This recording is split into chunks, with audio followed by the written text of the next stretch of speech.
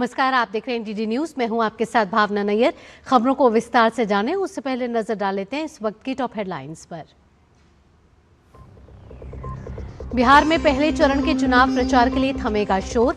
NDA के लिए JP Nadda, Amit Shah, Nitish Kumar करेंगे प्रचार। महागठबंधन के लिए राहुल गांधी और तेजस्वी यादव की ताबड़तोड़ रैलियां।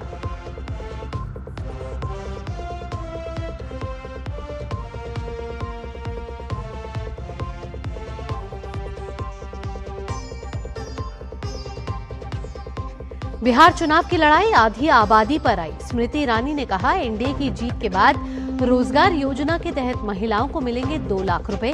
तेजस्वी का माई बहन योजना के तहत महिलाओं को 30,000 रुपए देने का वादा।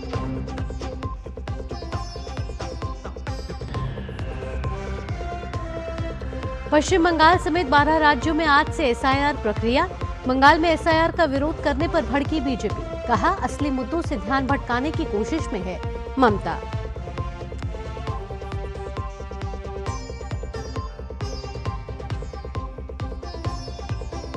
विदेश मंत्री डॉक्टर एस जयशंकर ने दिल्ली में मिलेंगे इजरायल के विदेश मंत्री गिदोन सार। द्विपक्षीय मुद्दों समेत क्षेत्रीय विकास पर होगी बात।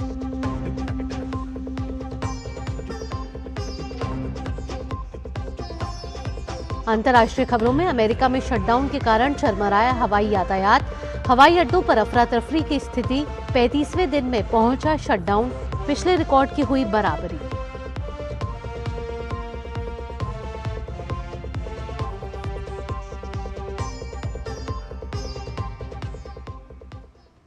और अब खबरें विस्तार से। बिहार में 6 नवंबर को पहले चरण का चुनाव है, जिसके प्रचार का आज अंतिम दिन है। इसके बाद उम्मीदवारों के पास स्थानीय समर्थकों के साथ डोर टू डोर कैंपेन के लिए 24 घंटे का समय बाकी रहेगा। पहले चरण में 18 जिले के 121 विधानसभा क्षेत्र में मतदान होना है। इस दौरान कुल 3,75,13,302 मतदाता 1,314 प्रत्याशियों के भाग्य को ईवीएम में बंद करेंगे। पहले चरण में मिथिलांचल, कोसी और मुंगेर डिवीजन की कई ऐसी सीटें हैं जिन पर इस बार लोगों की नजर बनी हुई है। 2020 के विधानसभा चुनाव में इन क्षेत्र में एनडीए का पलड़ा भारी था।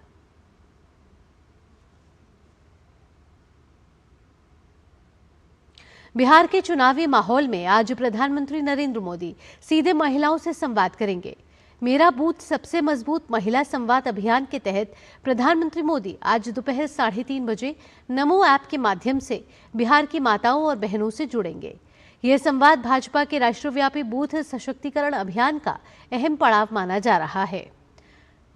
प्रधानमंत्री महिलाओं से संवाद के जरिए न सिर्फ संगठन की जमीनी मजबूती पर जोर देंगे, बल्कि राष्ट्रीय जनतांत्रिक गठबंधन राजग सरकार की महिला सशक्तिकरण योजनाओं, उज्ज्वला, जनधन, मातृत्व योजना, आयुष्मान भारत और पीएम आवास योजना जैसी पहल की उपलब्धियां भी साझा करेंगे।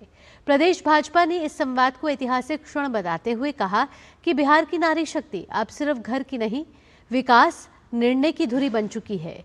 प्रधानमंत्री का यह संवाद हर बूथ की महिला कार्यकर्ता में नई ऊर्जा भरेगा।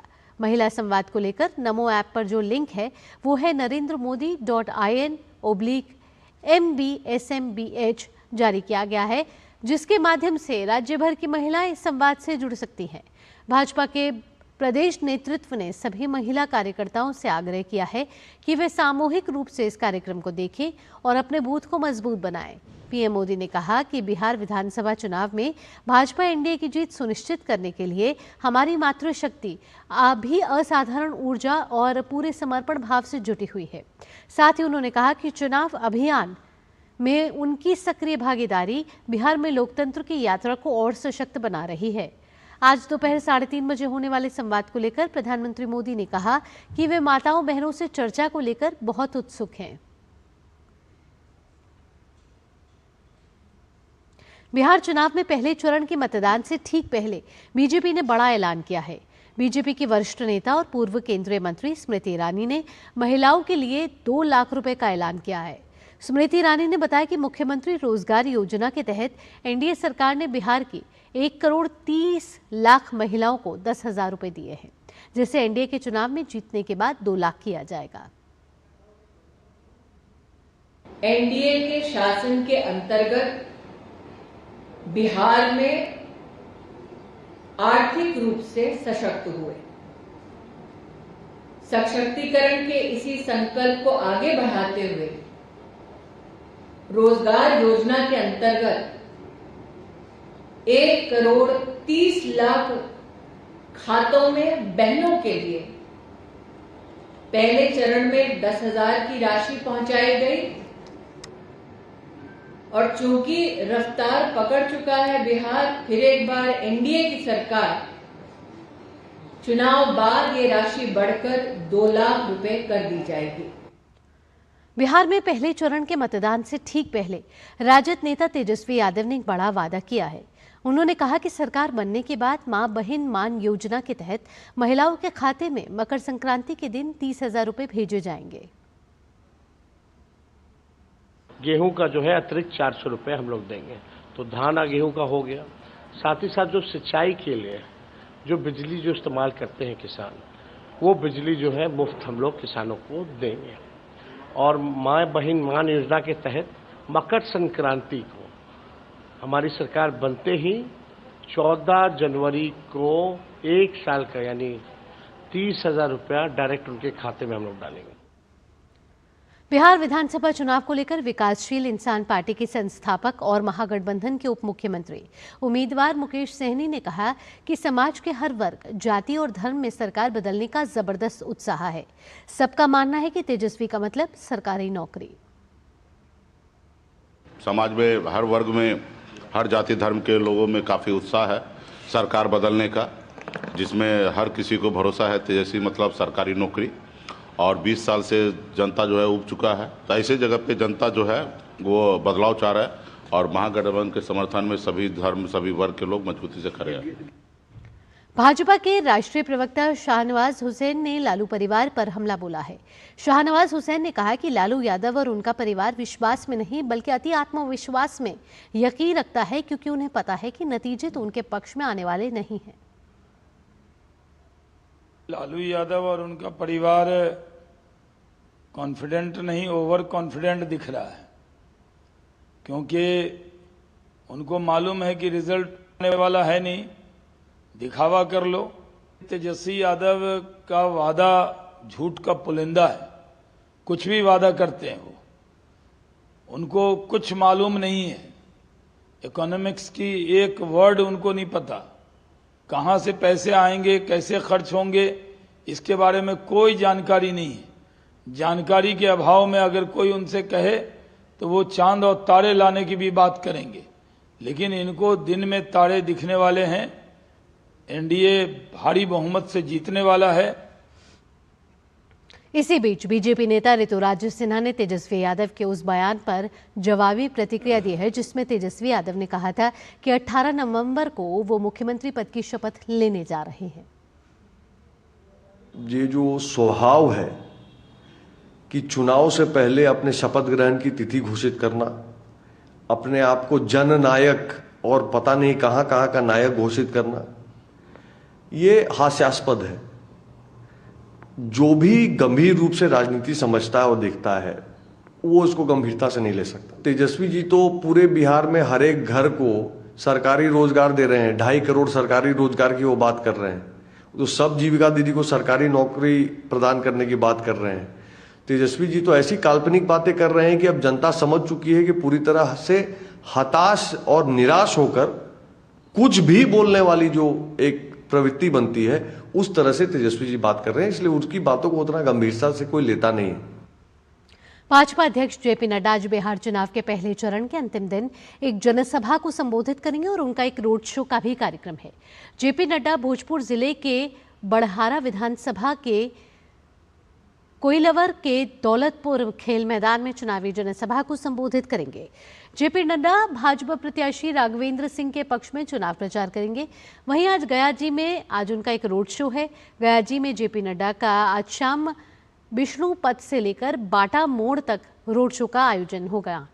गया शहर विधानसभा सीट से डॉक्टर प्रेम कुमार नवी बार चुनाव लड़ रहे हैं और नड्डा भाजपा प्रत्याशी के समर्थन में रोड शो करेंगे।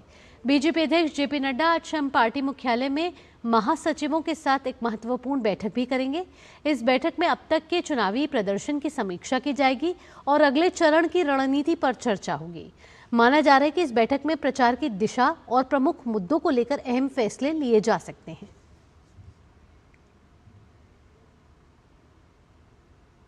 गृह मंत्री अमित शाह आज बिहार चुनाव के पहले चरण के अंतिम दिन 3 जनसभाओं को संबोधित करेंगे। अमित शाह आज औराई, मधुबन और सिकटा विधानसभा सीट में एनडीए प्रत्याशी के लिए समर्थन मांगेंगे। अमित शाह की पहली जनसभा औराई के जाले में होगी। वहीं दूसरी जनसभा मधुबन विधानसभा सीट के लिए चकिया के गांधी मैदान में होगी। वहीं तीसरी जनसभा मेनाटांड सिकटा स्थित SS+2 स्कूल रामपुरवा में करेंगे। गृह मंत्री अमित शाह लगातार चुनावी प्रचार में जुटे हुए हैं। गृह मंत्री अमित शाह ने कल चुनाव प्रचार के दौरान कहा कि एनडीए की सरकार बनने पर बिहार में डिफेंस कॉरिडोर तैयार किया जाएगा और प्रत्येक जिले में कारखाने लगाए जाएंगे। रक्षा मंत्री राजनाथ सिंह आज 4 चुनावी जनसभा को संबोधित करेंगे। राजनाथ सिंह आज वैशाली जिले के राघोपुर, पटना के फतुहा, सहरसा के सिमरी बख्तियारपुर और मुंगेर के तारापुर विधानसभा क्षेत्र में चुनावी जनसभाओं को संबोधित करेंगे। बिहार में महागठबंधन के घटक दल भी जोर शोर से प्रचार में जुटे हुए हैं। लोकसभा में प्रतिपक्ष के नेता और कांग्रेस के नेता राहुल गांधी आज औरंगाबाद, कुटुंबा और वजीरगंज में चुनावी जनसभा करेंगे। राहुल गांधी अपनी पहली जनसभा औरंगाबाद के परसा टिकरा खेल मैदान में करेंगे। वे औरंगाबाद विधानसभा क्षेत्र के कांग्रेस प्रत्याशी आनंद शंकर सिंह के पक्ष में सभा को संबोधित करेंगे। महागठबंधन से संबंधित प्रत्याशी भी कार्यक्रम में शामिल होंगे। वहीं दूसरी जनसभा कुटुंबा के प्राचीनगढ़ खेल मैदान में होगी। वे पार्टी के प्रदेश अध्यक्ष और कुटुंबा के प्रत्याशी राजेश कुमार के पक्ष में जनसभा को संबोधित करेंगे। वहीं राहुल गांधी की तीसरी जनसभा वजीरगंज के बूढ़ी पहिमार में होगी। इस दौरान कई अन्य राज्य स्तरीय नेता भी मौजूद रहेंगे।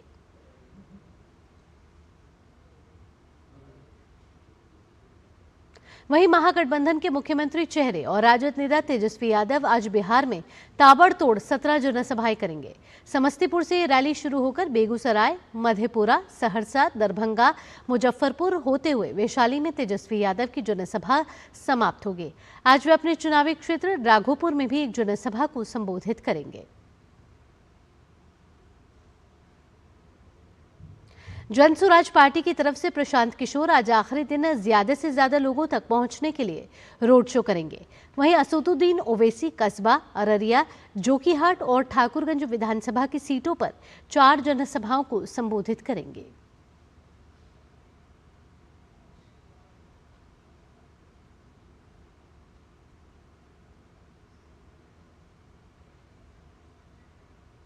यहाँ वक्त एक छोटे से ब्रेक का हो गया है। खबरें और भी हैं, जुड़े रहिए डीडी न्यूज के साथ। लाल रंग इसका अपार, तीखा कम है फिर भी स्वाद, बेमिसाल बेमिसाल MDH Kashmiri, MDH Kashmiri. MDH। पता है, लोग अक्सर मुझसे पूछते हैं कॉल सेंटर का स्टेडी जॉब क्यों छोड़ा। I wanted more out of life, बस मैंने अपना स्टार्टअप शुरू किया। जानना चाहोगे कैसे?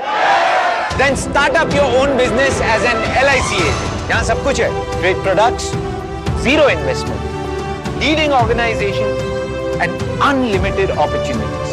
तो क्या आप तैयार हैं? LIC एजेंट बनो, अब बड़ा सोचो। हमारी वेबसाइट पर जाएं या अपनी नजदीकी LIC शाखा से संपर्क करें। ब्रेक के बाद आपका स्वागत है। निर्वाचन आयोग का विशेष गहन पुनरीक्षण यानी कि SIR अभियान का दूसरा चरण आज से शुरू हो रहा है। इसमें 9 राज्यों और 3 केंद्र शासित प्रदेशों के लगभग 51 करोड़ मतदाता शामिल होंगे। गणना चरण से ये प्रक्रिया शुरू होगी जो 4 दिसंबर तक जारी रहेगी। इस प्रक्रिया में BLO आज से 1 महीने तक घर घर जाकर मतदाताओं की जानकारी जुटाएंगे। वहीं 9 दिसंबर को मतदाता सूची का ड्राफ्ट पेश किया जाएगा, जबकि 7 फरवरी 2026 यानी कि अगले साल अंतिम सूची प्रकाशित की जाएगी।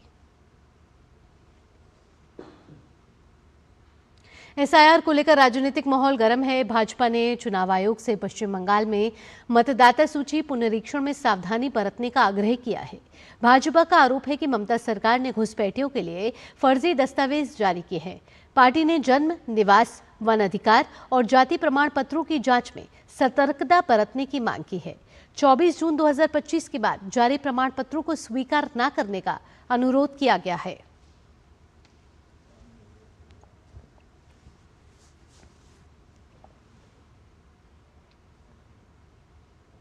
वहीं दूसरी तरफ आज पश्चिम बंगाल की मुख्यमंत्री ममता बनर्जी एसआईआर के खिलाफ अपनी आपत्ति दर्ज कराने के लिए कोलकाता में विरोध मार्च का नेतृत्व करेंगी, जबकि नेता प्रतिपक्ष शुवेंदु अधिकारी उत्तर 24 परगना जिले में एसआईआर के माध्यम से घुसपैठियों को बाहर निकालने की मांग को लेकर जुलूस निकालेंगे।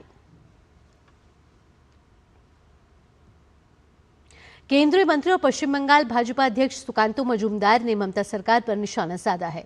सुकांतो मजूमदार ने कहा कि ममता सरकार एसआईआर का मुद्दा बनाने की कोशिश कर रही है, जबकि बंगाल का असली मुद्दा बेरोजगारी है। महिलाओं के साथ दुष्कर्म हो रहे हैं, वे इन मुद्दों को दबाने की कोशिश कर रही हैं। एसआईआर को मुद्दा बनाने की कोशिश हो रही है, जबकि बंगाल की असली मुद्दा अनएम्प्लॉयमेंट है। लास्ट सालों में पूरे भारत में जितना एफडीआई आया है उसका 0.61% वेस्ट बंगाल में आया है। अगर 100 रुपये का इन्वेस्टमेंट हुआ है पूरे इंडिया में, पश्चिम बंगाल को मिला है 0.61 यानी 61 पैसा, जबकि महाराष्ट्र में 30% इन्वेस्टमेंट हुआ है एफडीआई का। कहाँ से जॉब मिलेगा? जॉब नहीं है बंगाल में। That is the issue. Womens are getting rape, महिलाओं के साथ बलात्कार हो रहा है, दैट इज द इशू। इन सब इशुओं को दबाने के लिए ममता बनर्जी और अभिषेक बनर्जी। राष्ट्रपति द्रौपदी मुर्मू आज उत्तराखंड में हैं। आज उन्होंने नैनीताल में स्थित नैना देवी मंदिर में पूजा अर्चना की और देश की सुख, शांति और खुशहाली की कामना की। राष्ट्रपति जब मंदिर पहुंची तो मंदिर समिति के सदस्यों ने उनका अभिनंदन किया। इस दौरान राज्यपाल retired lieutenant general Gurmeet Singh भी उनके साथ मौजूद रहे। स्वच्छता विशेष अभियान 5.0 सफलतापूर्वक पूरा हो गया है।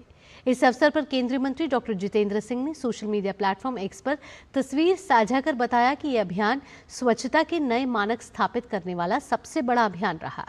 उन्होंने कहा कि कबाड़ के निपटान से 2021 से अब तक 4085 करोड़ रुपए का राजस्व प्राप्त हुआ है।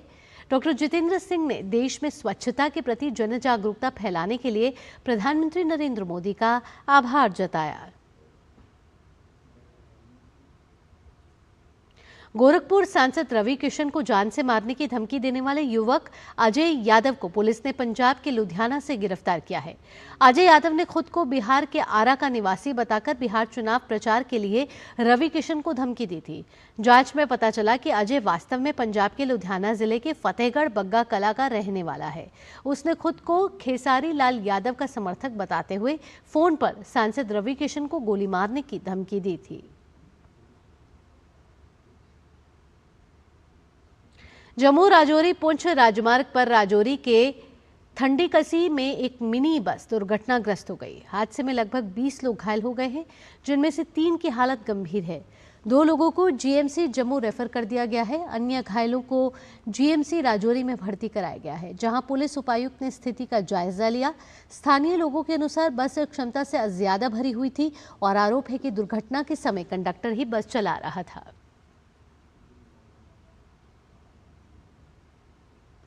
उत्तर प्रदेश के बाराबंकी के देवा फतेहपुर मार्ग पर कल देर रात बिशुनपुर कस्बे के पास एक तेज रफ्तार ट्रक और बिना नंबर प्लेट वाली अर्टिगा कार के आमने सामने टक्कर हो गई। भीषण सड़क हादसे में मौत का आंकड़ा बढ़कर अब 8 हो गया है। आज सुबह लखनऊ ट्रॉमा सेंटर में इलाज के दौरान 2 गंभीर घायलों ने भी दम तोड़ दिया। सोमवार रात हुए इस हादसे में 6 लोगों की मौके पर ही दर्दनाक मौत हो गई थी। टक्कर इतनी जोरदार थी कि अर्टिगा कार के परखच्चे उड़ गए और मौके पर चीख पुकार मच गई। राहगीरों ने तत्काल पुलिस को सूचना दी। हादसे की सूचना पर जिलाधिकारी और पुलिस अधीक्षक मौके पर पहुंचे और राहत कार्यों की निगरानी की। विदेश मंत्री डॉक्टर एस जयशंकर आज नई दिल्ली में इजरायल के विदेश मंत्री गिदोन सार से मुलाकात करेंगे। दोनों देशों के बीच यह बैठक रणनीतिक साझेदारी को और मजबूत करने के उद्देश्य से हो रही है। बैठक के दौरान दोनों नेता रक्षा, कृषि, जल प्रबंधन, नवाचार, प्रौद्योगिकी और व्यापार जैसे क्षेत्रों में सहयोग पर कुछ बढ़ाने पर चर्चा करेंगे। साथ ही क्षेत्रीय और वैश्विक मुद्दों पर भी विचार विमर्श होने की संभावना है। भारत और इजरायल के बीच लंबे समय से घनिष्ठ संबंध हैं, जिन्हें हाल ही के सालों में और अधिक गति मिली है। ये बैठक दोनों देशों के बीच आपसी विश्वास और साझेदारी को और गहरा करने की दिशा में एक महत्वपूर्ण कदम माना जा रहा है। नागरिक उड्डयन महानिदेशालय यानी कि DGCA टिकट रिफंड के नियमों में बड़ा बदलाव करने जा रहा है। नागरिक उड्डयन महानिदेशालय ने नए नियमों का मसौदा तैयार किया है, जिसके तहत हवाई यात्रियों को बुकिंग के 48 घंटों के भीतर बिना किसी अतिरिक्त शुल्क के टिकट रद्द करने या संशोधित करने की सुविधा दी जाएगी। साथ ही तेजी से रिफंड देने का प्रावधान भी किया जाएगा।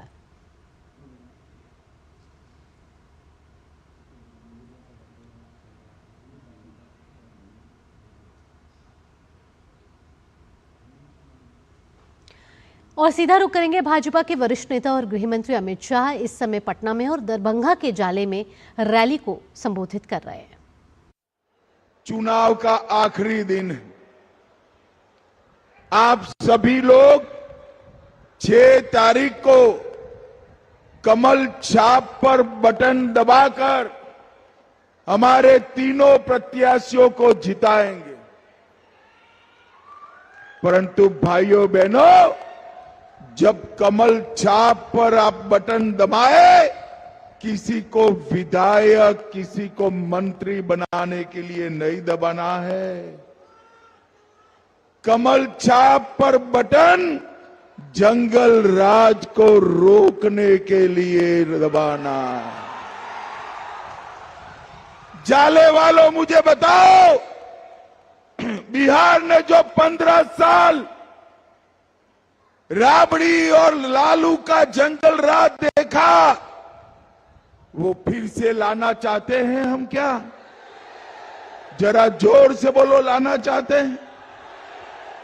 ये जंगल राज चेहरा बदलकर, कपड़े बदलकर, भेष बदलकर चुपके से वापिस आना चाहता है। हमारा काम है कमल छाप पर बटन दबाकर जंगल राज को रोककर दरभंगा को विकसित जिला बनाने का काम आप सभी ने करना है। भाइयों बहनों, ये लालू जी, मैं पूछना चाहता हूं, लालू और राहुल को 10 साल तक केंद्र में सरकार थी, 15 साल तक लालू राबड़ी यहां पर मुख्यमंत्री बने। दरभंगा के लिए क्या करा आपने? दरभंगा के विकास के लिए उन्होंने कुछ नहीं किया। भाइयों बहनों, मोदी जी की सरकार बनी, दरभंगा में एम्स बनाने का काम हमारे मोदी जी ने किया। मिथिला, कोसी, तिरहुत, पश्चिम बंगाल के आसपास के इलाके, किसी को अब पटना और दिल्ली जाने की जरूरत नहीं पड़ेगी। कोई भी बड़ा इलाज दरभंगा एम्स में बना हो जाएगा। दरभंगा एम्स में मैं कल कह रहा था तो एक माई खड़ी थी, उसने कहा एम्स तो बन जाएगा, इलाज के रुपया कहां से लाएंगे? मैं को माए, तुझे मालूम नहीं है, ये नरेंद्र मोदी सरकार है। बिहार के 3 करोड़ 60 लाख लोगों को 3 करोड़ 60 लाख लोगों को 5 लाख तक का पूरा इलाज नरेंद्र मोदी जी ने मुफ्त कर दिया है, मुफ्त कर दिया। और भाइयों बहनों, अभी अभी मोदी जी ने दरभंगा में बिहार के दूसरे आईटी पार्क का लोकार्पण किया है। ये आईटी पार्क हमारे बिहार के युवाओं को नौकरी और रोजगार देने का काम करेगा। इससे पूरे मिथिला क्षेत्र में संभावनाओं के अंबार लगने वाले हैं। और भाइयों बहनों, मुझे आज जरा मन से बताना, विशेषकर मेरी माताएं बहनें दीदी बताएं, ये अयोध्या में राम मंदिर बनना चाहिए था या नहीं बनना चाहिए था? अरे जोर से बोलो, बनना चाहिए था या नहीं बनना चाहिए था? 550 साल से पहले मुगलों ने, फिर अंग्रेजों ने, फिर कांग्रेसियों ने, बाद में लालू ने राम मंदिर को रोक कर रखा। मोदी जी को आपने प्रधानमंत्री बनाया, मोदी जी ने राम मंदिर का भूमि पूजन भी किया और 24 में प्राण प्रतिष्ठा कर कर जय श्री राम कर दिया। और भाइयों बहनों, हमारे गुजरात में शाश्वत मिथिला कार्यक्रम मनाया जाता है। मैं वहां गया था तो मुझे पूछा कि भैया, आप लोगों ने राम मंदिर तो बनाया, मगर सीता मैया के मंदिर का क्या होगा? भाजपा के वरिष्ठ नेता और केंद्रीय गृह मंत्री अमित शाह इस समय बिहार के दौरे पर हैं और अब बिहार विधानसभा चुनाव के पहले चरण के लिए चुनाव प्रचार का आज अंतिम दिन है। ऐसे में ताबड़तोड़ जनसभाएं की जा रही हैं, जहां अमित शाह ने कहा कि अगर जंगल राज को बिहार से हटाना है तो कमल का बटन जरूर दबाएं। इसी के साथ इस बुलेटिन में इतना ही। देश और दुनिया की बाकी खबरों के लिए जुड़े रहिए डीडी न्यूज के साथ। दीजिए अनुमति। नमस्कार।